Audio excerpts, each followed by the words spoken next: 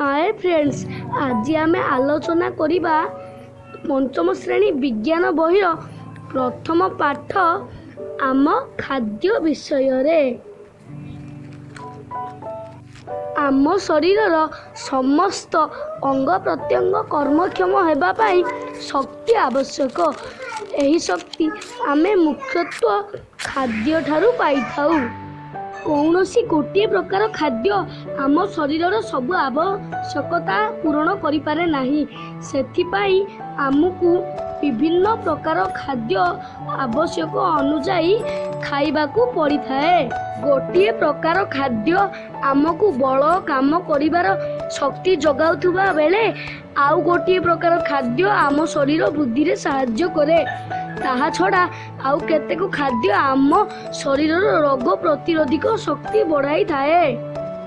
खाद्य गुण अनुजाई खाद्य को तीन भाग रे विभक्त करा जाइछि। सेगुड़िक हैला शक्ति प्रदानकारी खाद्य श्वेतसार यथा एनर्जी गिविंग फूड, शरीर गठनकारी खाद्य पुष्टिसार यथा बॉडी बिल्डिंग फूड, रोग मुक्तकारी खाद्य जीवसार यथा प्रोटेक्टिव फूड। प्रथमे आमे पढ़िबा शक्ति प्रदानकारी खाद्य विषय रे। शक्ति प्रदानकारी खाद्य जो खाद्य आम शरीर को शक्ति प्रदान करे ताहाको शक्ति प्रदानकारी खाद्य कहा जाए। भात, ब्रेड, रुटी, आलू आ कदली किछि शक्ति प्रदानकारी खाद्य। तापरे आमे पढ़िबा शरीर गठनकारी खाद्य जो खाद्य आमर शरीर गठन करिबारे साहाय्य करे ताहाको शरीर गठनकारी खाद्य कहा जाए।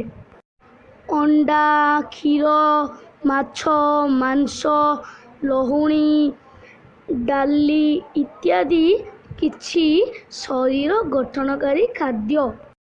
शेषरे आमे जानिबा रोग मुक्तकारी खाद्य विषय रे। जो खाद्य खाइले आमे रोग ठारू दूर रहिबा ताकू रोग मुक्तकारी खाद्य कहा जाए। पनीपरिबा, फल, शाग, गाजर, मूला, कोबी इत्यादि किछि रोग मुक्तकारी खाद्य। आमे सुस्थ सबल रहिबाकू मध्य खाद्य खाइताऊ। खाद्य आम शरीर को रोग दाउरू रक्षा करे और शरीर गठन करिबारे सहाय्य करे। तेणु आमको उपयुक्त परिमाण रे खाद्य खाइबा आवश्यक। Please like and subscribe our channel.